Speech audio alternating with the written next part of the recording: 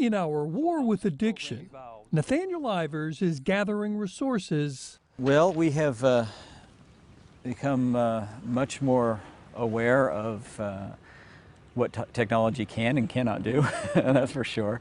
And training an army for battle. Is it a scary world from your perspective? I do think we have an opioid epidemic. I think we have an alcoholism epidemic. Numbers back that up. The American Psychological Association reports that the pandemic saw a 13% increase in already high numbers of people either starting or increasing their drug use, which has led to more than 81,000 overdose deaths during the pandemic just through February, compared to 46,000 in the 12 months before.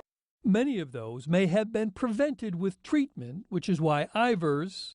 I have always been curious about what makes people tick. Who is the chairman of the counseling department at Wake Forest University, has a saying. One of our slogans for this is the world needs more counselors, and it needs good counselors. Wake Forest was way ahead of that curve, starting an online counseling master's degree nearly a decade ago, which made it easier to do for people who wanted to get into the field. And so now we have, rather than just our typical average of 30 students in a program, we have about 300 students. People. It's so well organized. Like Jody Nash. What makes her so effective as a counselor is... I've been there.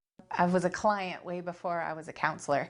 Though Jody never had an addiction, she was diagnosed with severe depression. Battled with it for about 3 years. Hospitalized a couple times, struggled with suicidal thoughts during that time. Now, as a professional counselor who graduated from Wake Forest program, she's helping others get through similar crises.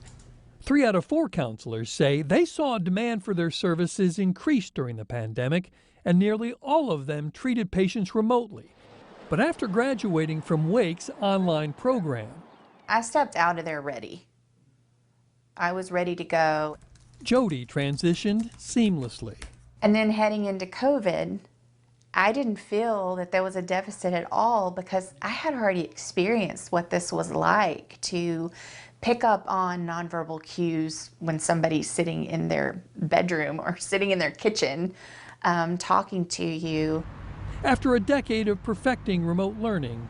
One of the great things about master's education is you're not just an empty receptacle learning this information, you're grappling with it. Wake Forest is seeing it all pay off. We're not just graduating counselors, we're graduating culturally sensitive, very effective and ethically minded counselors. And a bunch of them. And a bunch of them at that. Bob Buckley, Fox 8 News.